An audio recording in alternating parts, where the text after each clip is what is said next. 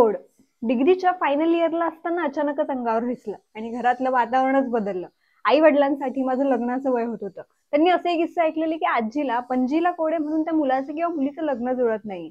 मुलीच्या अंगावर डाग दिसला म्हणून तिला डिवोर्स देण्यात आला आणि माझ्यासाठी करिअरची सुरुवात होणार होती. पण कॉन्फिडन्सच गेल्यासारखं वाटलं.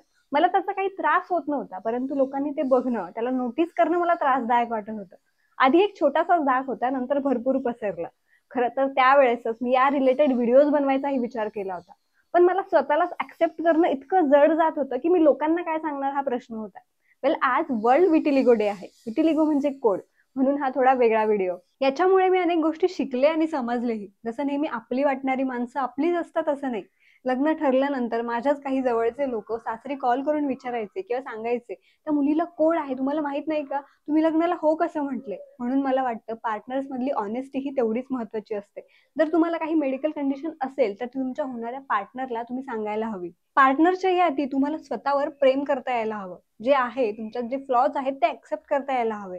तुम्ही जेव्हा कॉन्फिडेंटली ते ऍक्सेप्ट कराल तेव्हा समोरचाही तुम्हाला तुमच्या फ्लॉज सह ऍक्सेप्ट करू शकेल. आपल्या विचारांमध्ये खूप ताकद असते, खूप शक्ती असते, हे तुम्ही अनेक वेळा ऐकलं असेल आणि मी ते अनुभवलंही आहे. जोपर्यंत हे पांढरे दाग काय हे माहित नव्हतं तोपर्यंत त्याचा वाढायचा स्पीड एवढा नव्हता. पण जेव्हा डॉक्टरांनी कन्फर्म केलं की ते कोड आहे, अगदी महिन्यात 2 महिन्यात ते हातावर, पायावर, कानामागे, डोळ्यांच्यावर सगळीकडे पसरायला सुरुवात झाली.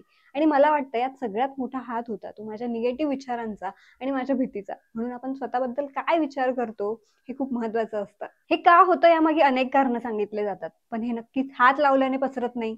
आई वडिलांना असेल तर मुलांना होईलच असंही नाही. याने कुठलाही शारीरिक त्रास होत नाही आणि हे बरं होतच नाही असंही नाहीये.